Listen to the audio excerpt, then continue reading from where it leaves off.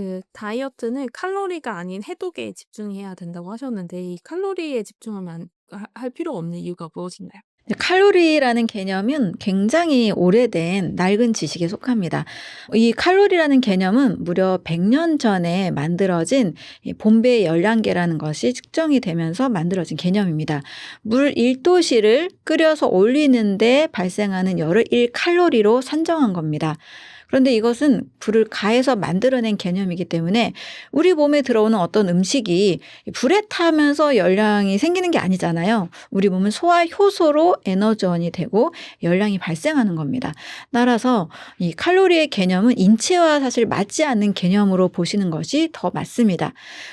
그리고 뭐 아주 그냥 국한된 차원에서 가공식품의 경우 한 500칼로리짜리와 100칼로리짜리는 차이가 당연히 있겠죠. 이제 그 정도를 비교할 때 정도로 사용하시는 것이 많습니다. 극단적으로 500칼로리의 과일을 먹었을 때와 200칼로리의 과자를 먹었을 때 어떤 게 더 다이어트에 더 좋을까요? 우리가 칼로리 개념으로 보면 200칼로리의 과자겠죠. 하지만 실제 우리 몸에서 작용하는 원리로 봤을 때는 500칼로리의 과일이 훨씬 더 다이어트가 잘 됩니다. 따라서 칼로리 자체를 막 계산하고 칼로리를 줄여서 다이어트를 하고 많이 피곤하기도 하긴 한데 사실 그다지 효과도 없습니다. 우리 몸에서는 칼로리로 작동하는 것보다 내 몸에 소화가 돼서 흡수가 되면서 영양소가 흡수가 되면서 만들어지는 이제 에너지로 보는 것이 맞습니다. 그래서 다이어트 할 때는 이제 칼로리 막 줄여서 드시다가 요요 현상 오는 분 굉장히 많잖아요. 그래서 칼로리 제한 다이어트는 저는 추천하지 않습니다. 또 극단적인 배고픈 다이어트도 절대 추천하지 않습니다. 그래서 다이어트 하실 때는 칼로리 중심이 아니고요. 내 몸에 간과 장의 기능을 튼튼하게 만드는 것이 더 본질적인 다이어트로 보고 있습니다. 특히 요요 현상 없는 다이어트는 세상에 없다 이런 말이 있을 정도로 모든 다이어트는 다 요요가 있는데요. 간을 튼튼하게 해서 자연적으로 에너지를 지방을 분해해서 지방을 제거한 다이어트는 사실 요요 현상이 없습니다. 그래서 과일 식사로 다이어트를 하신 분들은 정말 간이 좋아졌기 때문에 지방 분해가 잘 돼서 또 독소 배출이 잘 일어나서 지방이 사라진 결과로 나오기 때문에 과일로 뺀 다이어트를 하신 분들은 사실 요요가 없습니다.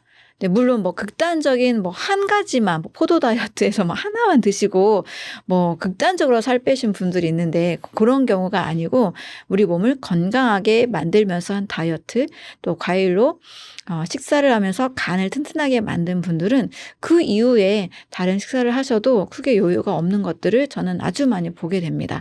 그래서 다이어트는 칼로리 개념이 아니고 얼마나 내 간을 튼튼하게 해서 지방을 잘 분해할 것인가, 얼마나 독소를 잘 내보낼 것인가, 이거에 초점을 맞추셔야 됩니다.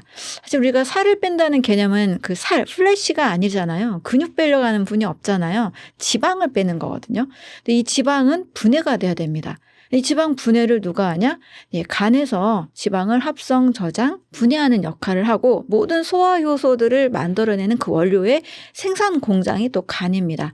그래서 간이 튼튼하면 사실 큰 병도 오지 않고 심각하게 살이 찌기가 어렵습니다. 그래서 꼭 다이어트 하실 때는 지방 분해하는 것이 중요하다. 지방 분해는 간의 역할이다. 이렇게 이해하시고 간 기능을 튼튼하게 하시는 것을 더 중요하게 생각하시면 좋겠습니다. 과일식으로 살을 뺀 사례를 좀 소개해 주시면 좋을 것 같은데 그 닭가슴살을 끊고 과일을 했을 때 어떤 효과가 있는지. 네, 한 달 동안 이제 닭가슴살과 방울토마토 샐러드 식사를 하시다가 지겹게 이제 닭 냄새만 맡아도 이제 힘들다. 이제 이분께 제가 식사를 바꿔드렸습니다. 닭고기를 일단 스탑 하시고 닭고기 드지 마시고 과일 500g에서 한 700~800g까지 최대한 많이 드시도록 식단 변경을 해드렸거든요. 우리가 언뜻 생각하기에 다이어트 하면 항상 이 닭가슴살이 좀 질리잖아요.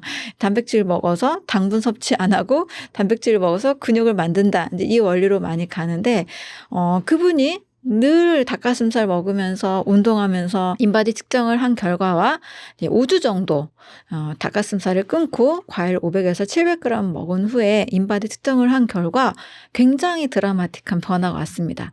무려 체지방이 5kg 정도 빠지고 또 근육이 2kg 정도 더 늘어나는 굉장히 특이한 변화가 일어났거든요.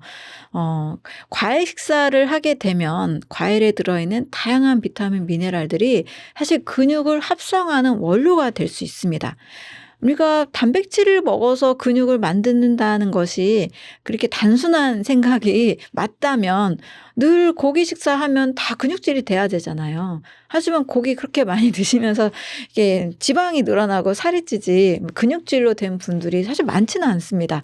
이제 근육은 합성하는 과정에서 일단 근섬유가 찢어져서 그것을 복구하는 과정, 즉 운동을 할 때 근육이 합성되잖아요. 정말 잘 먹어야 되는데 그 잘 먹는다는 단어 속에는 단백질 보양식이 아니라 비타민, 미네랄, 효소, 식이섬유가 풍부한 식사를 반드시 겸해야 된다는 겁니다. 그래서 닭가슴살만 드시다가 과일 영양소가 하나도 없던 분이 과일 영양소가 듬뿍 들어가니까 체지방이 빠지고 근육이 증가하는 이런 드라마틱한 효과가 있었거든요. 또 최근에도 70대 나이가 많은 이제 어르신의 경우도 1년간 100% 그냥 과일, 채소, 통곡물, 해조류, 견과류 이렇게 100% 식물식만을 하셨는데 무려 1년간 체지방만 10% 빠지고 근육은 그대로 유지가 되는 전혀 빠지지 않은 놀라운 결과가 일어났습니다. 이거 채식하면 뭔가 근육이 빠질 것 같고 기운이 없을 것 같고 이런 느낌이 있잖아요. 전혀 그렇지 않습니다. 오히려 피가 맑아지고 세포들이 더 튼튼해지고 조직이 잘 재생되면서 우리 온몸이 더 튼튼하게 되는 좋은 결과가 있습니다. 그래서 다이어트 하실 때 너무 단백질 접근 많이 하지 마시고 단백질 너무 많이 드시다가 헬스 관련 직업을 하시는 분들은 통풍이 옵션이다 할 정도로 통풍 많이 걸리시잖아요. 절대 초과된 단백질을 지나치게 많이 드시는 것은 반드시 유념을 하시고요. 과일 식사하시면서 운동하시면서 근육 잘 만들어 가시면 좋겠습니다. 또 어떤 분의 경우 이제 요가를 직업으로 하셨던 분도 정말 이 단백질 많이 챙겨 드시고 몸에 좋은 거, 몸이 재산이니까 몸에 좋은 거 한 달에 막 몇백만 원어치 드시던 분이었는데 그냥 과일 중심의 식사로 싹 바꾸고 나서 오히려 몸에 있던 베체트병이라는 그 자가면 질환도 사라지게 됐고 이분의 말로는 이제 요가하니까 본인의 근육을 굉장히 잘 관찰하잖아요. 오히려 잔 근육의 그 섬세하고 더 예쁜 근육들이 잘 만들어졌다라는 얘기를 하십니다. 그래서 과일 식사한다고 절대 이상한 몸이 되는 게 아니니까요. 잔 근육이 더 예쁘게 만들어진다. 네, 이런 경우도 있으니까 참고하시면 좋겠습니다. 다양하게 먹으면 좀 안 좋다고 하셨는데 과일을 500g 먹을 때도 너무 다양하게 배치하면 안 좋은가요? 네. 저는 과일도 딱 3가지 정도로 제한을 둡니다. 과일 각각의 다양한 성질과 맛이 있습니다. 단맛 과일, 신맛 과일, 지방이 많은 과일, 또 메론류 과일 해서 너무 동시에 섞어 먹는 것은 항상 언제나 추천하진 않습니다. 하지만 이제 한 가지만 500g을 먹으려면 조금 지루하니까 한 2가지에서 3가지 정도까지만 제한을 두고요. 대신 한 가지 과일을 다 먹고 그다음 과일을 드시고 또 그다음 과일을 드시는 것을 추천을 드립니다. 특히 이제 위장이 더 예민하신 분들은 그 사이도 한 5분, 10분 정도 간격을 두셔서 더 섞이지 않게 하시는 것이 좋습니다. 들어가면 다 섞이는 거 아니냐 이렇게 말씀하시지만 순차적으로 먹으면 또 그 사이에도 흡수가 되니까요. 순차적으로 먹으면 동시에 이것이 섞이지 않습니다. 그래서 따로따로 과일 식사를 하시면 더 좋습니다.